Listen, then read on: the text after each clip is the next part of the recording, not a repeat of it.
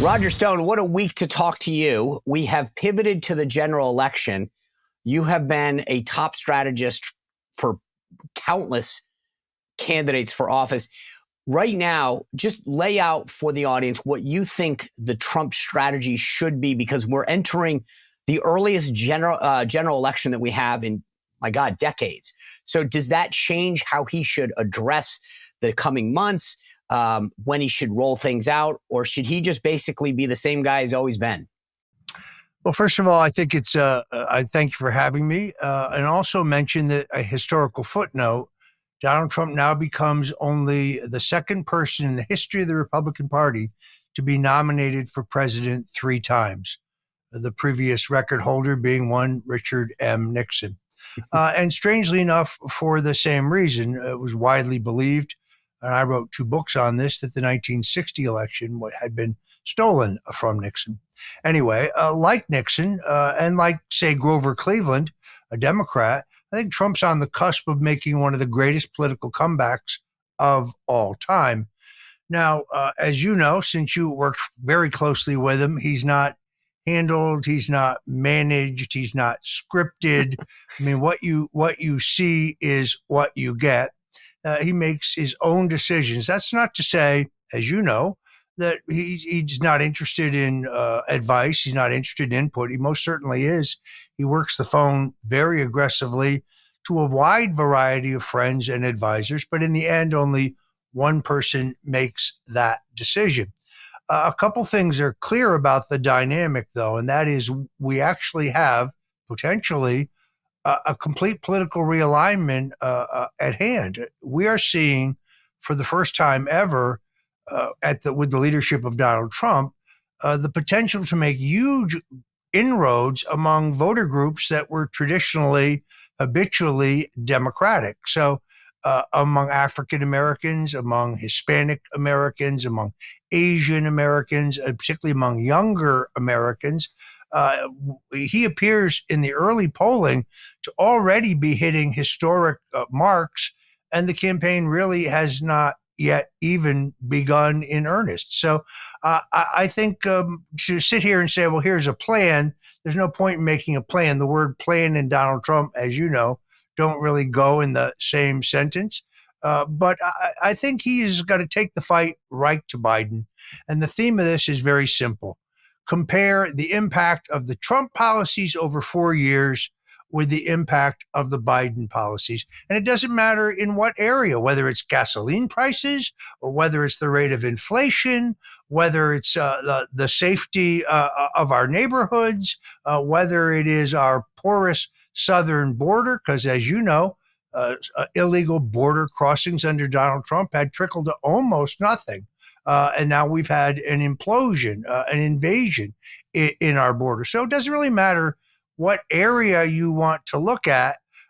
We were much better off 3+ years ago.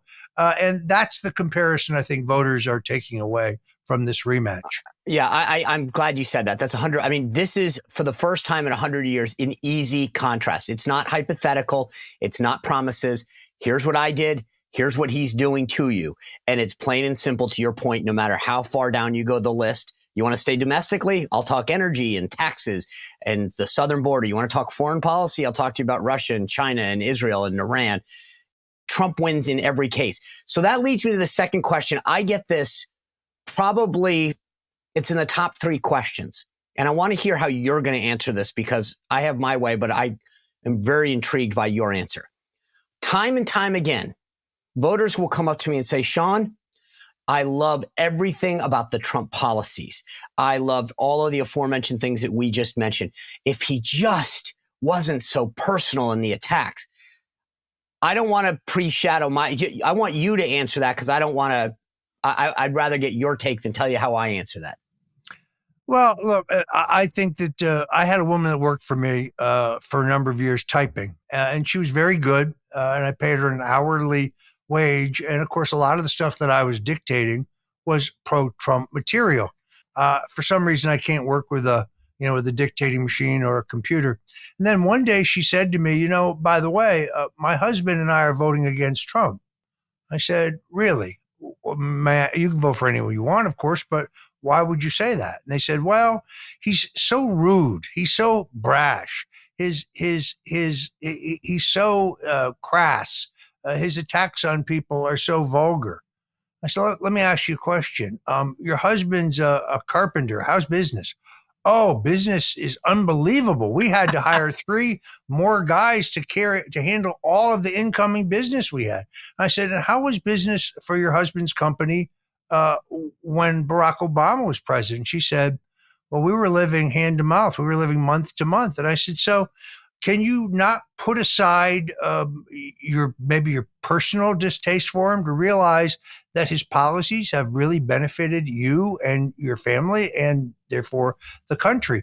So those who don't like him, and there are some, I would suggest to them that they vote their own pocketbook, that they vote their own best interest. Is he going to change? No. Is he going to stop posting on social media? We both know that's never going to happen. On the other hand, I must say, I saw him the other night. I saw him on Super Tuesday, and he's more relaxed than I have ever seen him. He is very confident. He's very resolute. He's very determined. If I were him, I'd be angrier. He was not angry. I haven't seen any anger from him. Given what they're trying to do to him, given the fact that he's facing 91 fabricated charges, and that they're attempting to theoretically at least send him to prison for 600, maybe 700 years, and that no former president has been treated like this, and nor has he, in fact, done anything wrong. I would expect him to be angrier, but he's not angry. He's resolved. He is determined. And no, he's not out for revenge, other than to say that his success will be his revenge. Yeah. First of all, I answer the question almost identically to you. I mean, my point to people is, does a tweet hurt you? I mean, no. Do policies help you? Yes. Are you safer? Were you stronger? Were you more economically viable? And they go, yeah. And I go, okay. And what about now? Well, da-da-da. I go, so you would rather have someone that talks nice to you but screws you over, which is kind of what we've seen with both Obama's policies and Biden's, than have someone say some things that you don't agree with, but much better off in terms of your safety and your economy. Anyway, let me ask you a question. You brought that up about them going after him. And I say this as you can't read a bio on Roger Stone without hearing, and I don't know how many of them are true versus made up versus whatever, of dirty tricks in campaigns.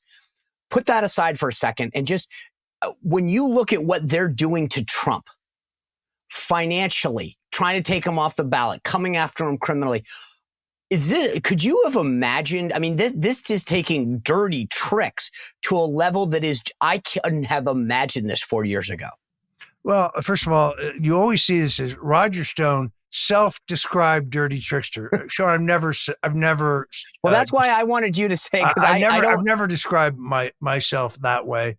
And yes, I played hardball politics, and I did anything necessary to elect my candidates short of breaking the law. Key point. But when you look at what's happened here, which is nothing less than an abuse of power, in which the full authority of the U.S. government and the extraordinary capabilities of our intelligence agencies were used, utilizing what they knew was fabricated evidence, the so-called Steele dossier, to mount a completely illegal and illicit government-operated coup d'etat against a sitting president. That's the greatest single dirty trick in American political history. That makes Watergate look like small potatoes. Watergate was private citizens who were misguided, who sought to break into the Democratic National Committee headquarters for reasons we even today still can't figure out, because their candidate was leading in 49 states and he was on the verge of the greatest landslide in history. So the purposes of that are still a mystery to all of us, but it wasn't a government operation. There was no abuse of public power, and those who were involved went to prison. In this case, this is an abuse of power that goes all the way to the White House. Barack Obama and Joe Biden were in the room with the FBI director and the CIA director and the National Security Advisor when they came up with can only be called a plot to try to tag Donald Trump with non-existent Russian collusion, which to this day, we now know indisputably never actually happened.